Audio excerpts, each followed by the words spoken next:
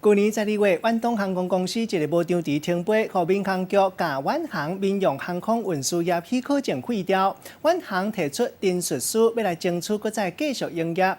不过，民航局上尾也是建议废掉伊的牌，等到交通部上尾搁再审核。远航的牌若是废掉，想要继续做生意，恐惊都要像新成立的航空公司同款，都要行5个阶段。即马投票日也有新正年运输问题，交通部会协调华信航空也有立明航空公司调派外国飞行机来支援外岛的航线。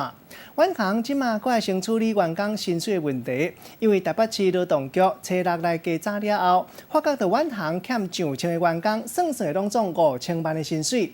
因为真严重，依法加重处分，罚远航150万，会当讲是有史以来头一个例。希望能支持我们付费。远东航空去年12月向停飞了后，民用航空运输业许可证就互民航局废掉。虽然远航一直想要复飞，提出陈述书，不过民航局也是向交通部建议爱废远航的证。已经有提出建议就是要废止远航的民用航空运输的许可，请这个民航局再补充这个说明理由。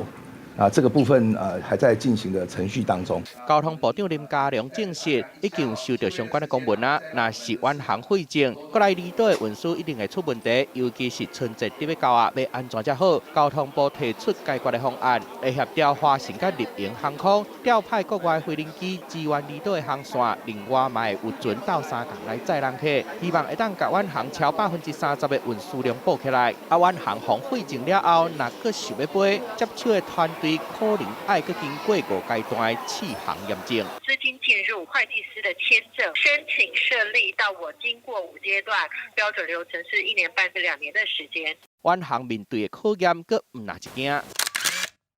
一张远航来飞批，互人公开。讲公司因为资金互银行查封，本来初5要发薪水，毋过即马时间爱前啊，预计有成千个员工受到影响。台北市劳动局启动劳检，发现远航欠6000多万的薪水，若上济会罚100万。董事长张光伟有可能会妨按大量视劳工保护法限制出境，这甲目前检调限制张光伟大所在嘛无同。虽网传讲有香港的公司愿意偏股投资，甲远航的经营权买落来，不过根据了解，资金也未够，看起来远航想要搁飞，债务危机也是爱先解决才会用的。记者综合报道。